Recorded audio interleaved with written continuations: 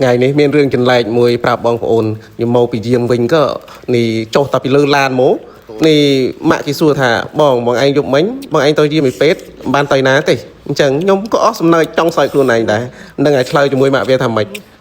ở bang phốn chơi thầm mạch đã bang phốn bà sân chỉ cùi màu bị thuê cao với một quân suแบบนี้บางคนปรับช่วยของมันกันกรองพ่อไอ้ก็ไงเนี่ยเคยแต่บางวิดีโอครั้งเดิมนึงคือโอ้ตนลงช่วยเป็นเต็มบางคนเลยไอ้ก็ไงเนี่ยบ้านไตรอังบาจุหนึ่งตึกมาเตะบางคนมาตึกมาเตะนึงคือบ้านเตะยังบกดไอ้ธรรมดาหนึ่งไอ้บ้านทอดกิจกรรมมาเพียบไอ้บางคนตัวสนาที่กระนั้นถ่ายจับได้โมคือประกัดเพลิงประกัดไอ้ให้บางคนนาเมียนโดยบางคนก็เพื่อเป็ดเพื่อไอ้เมียนสรางเมียนไอ้บ้าโยสรางโยไอ้ตัดดอทจอบได้ได้คือเพื่อตัดประกัดเพลิงจังโมคือไอ้มาบางคนเลยไอ้กับไงเนี่ยยมมันบ้านดำใบเกี้ยตีบางคนเลยหรือก็ใส่เพลิงไอ้คือยมดำใบหนึ่งชูงนะคือดำใบหนึ่งชูงเป็นอะไรดำมันนอมมองโปนนึคือรัวเจี๊ยช่างเป็นเต้นช่างอย่างดำเกี้ยให้หนึ่งดำใส่เพลิงบางคนมันเชื่อสะมือเตอบางคนเลยปรุธายยมทลบปีเศร้าทลบดังรัวเจี๊ยเอาให้บางคนเลยไอ้ก็ยังดำใบดำไอ้มองปรุธายไงเนี่ยยังอัดบันตอนนาเต้คือยังจังแต่ปีเยี่ยมปีเป็ดมั้งคือยังนกเตี้ยก็ยังประปวนกี่ตัวធ្វើការធ្វើអីยังนกเตี้ยคือยังធ្វើមហូបធ្វើអីជំនួសប្រពន្ធទៅចាំប្រពន្ធទៅព្រោះថាបើសិនជាឡៃតែចាំប្រពន្ធចាំអីគឺមិនងាយបានឆ្អិនបានអីទេបងប្អូនអើយហើយក៏នេះហើយក៏យើងដុតត្រីអំបិលហ្នឹងគឺអាំងត្រីអំបិលហ្នឹងគឺយើងដាក់បាយដាក់អីឲ្យវានៅលើចង្ក្រានខ្ជុងចង្ក្រានអីរួចអស់ហើយគឺយើងងាកមកលាងអំបិលអត់លាងត្រីលាងអីជាមួយនឹងអំបិលរួចអស់ហើយគឺយើងយកអាគល់អាក្រៃហ្នឹងដោតជាមួយដោតយកទៅចូលជាមួយនឹងពោះត្រីហ្នឹងបងប្អូន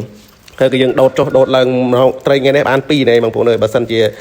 តាមមួយខ្លាយអត់ឆ្អែតព្រោះចូលកូនចូលចិត្តញ៉ាំត្រី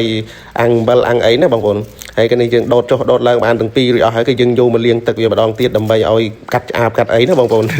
អូថ្ងៃនេះរៀបរាប់អង្គុយអស់សំណើចង់សើចមែនទែនថាម៉ាក់គេស៊ូអញ្ចឹងក៏ខ្ញុំក៏ឆ្លើយមកខ្ញុំឆ្លើយលកៀងមកដោយថាមកពីពេទ្យបងឯងទៅណាខ្លះថ្ងៃនេះយប់មិញយាមទៅពេទ្យបងឯងទៅណាខ្លះចង់សើចដែរហើយក៏យើងទុកត្រីទុកអីមួយឡែកសិនមកឃើញតែបាយពុះបាយអីហើយក៏យើងលើកចិត្តបន្តិចមកព្រោះយើងខ្ញុំថ្ងៃនេះរៀងដាក់ទឹកច្រើនបន្តិចក៏បាយរៀងជ្រាយទៅយើងយកទៅច្រកចិត្តទឹកវាចេញឲ្យវា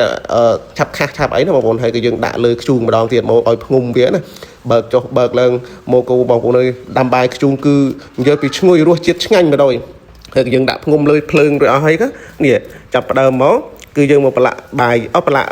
ត្រីផ្ទុកដែលយើងដោតគាត់ละក្រៃដោតអីនៅក្នុងពោះវាអស់ហើយប្រឡាក់នឹងអំបិលមកគូដល់កោហើយធំមានត្រីផ្ទុកនេះគឺត្រីផ្ទុកស្រែយើងទេមិនបានត្រីចិញ្ចឹមត្រីអីទេព្រោះថាបងខ្ញុំគិតអ្នករោផ្ទាល់ទៅក៏ខ្ញុំឲ្យតែបានធំនៅគិតឲ្យខ្ញុំហើយបើសិនជាបានទួយគិតយកលក់ដល់ពេលតែបានធំគិតនឹកឃើញបងអូនមុនគេហើយអូហើយក៏យើងដាក់អាំងវាម្ដងមួយចេះមកដើម្បីឲ្យវាឆាប់ឆ្អិនឆាប់អីណាបងប្អូនហើយក៏យើងមិនដាក់ភ្លើងខ្លាំងទេព្រោះបាយយើងឆ្អិនហើយយើងមិនដាក់ភ្លើងខ្លាំងទេយើងដាក់រ៉េក៏ដកភ្លើងចេញអីខ្លះព្រោះបើសិនជាយើងដាក់ភ្លើងវាឲ្យខ្លាំងឲ្យអីទៅវាអាចថានឹងខ្លោចមិនឆ្អិនខាងក្នុងខ្លោចតែខាងក្រៅណាបងប្អូនហើយមួយចំបងប្អូនទំនងមែនទេត្រីអាំងអំបិលនេះគឺខ្ញុំបានទៅទិញគេទេខ្ញុំធ្វើខ្លួនឯងក៏ឆ្ងាញ់ដែរបងប្អូនគឺជ្រក់មូលចិត្តឆ្ងាញ់បណ្ដោយហើយក៏វីដេអូនេះមានតែប៉ុណ្ណេះបងប្អូនបើបងប្អូននឹកឃើញនិយាយប្រាប់ប្រពន្ធថាមកពីយាមមកពីធ្វើការយ៉ាងម៉េចបងប្អូនខមមិនខាងក្រោមផងបងប្អូន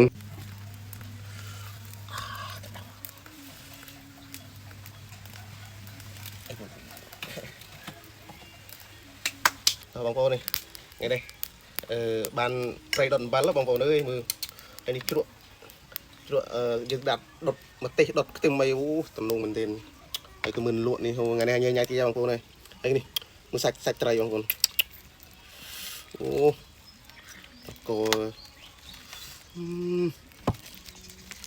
មាននិយាយពីអាំងឆ្អិនល្អមែនទេបងប្អូនបើសិនជាអាំងមិនឆ្អិនល្អมันមានចេះទេមានឈាមមានអីខ្លះហើយតែដល់ពេលនេះយើងអាំងឆ្អិនល្អទៅនេះក្តៅបន្តិចយើងត្រូវប្រើស្លាបព្រានេះដាក់ចឹងហុយហើយ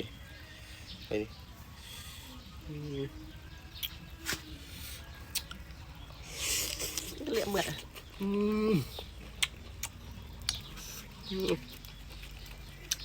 អូសាច់ស្វិតល្អមែនទេដាក់អក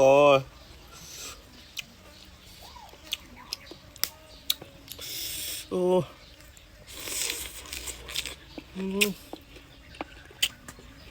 អូសាច់ល្អមែនទេនេះ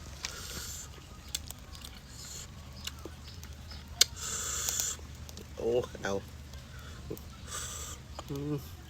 đau lư cho mô đau tức rồi cho lư cho chết em mình tên ô chừng anh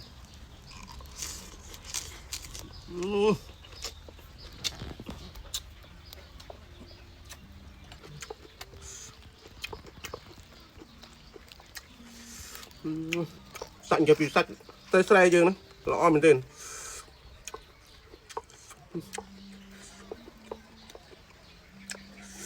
ô là cò chầm nông mình tên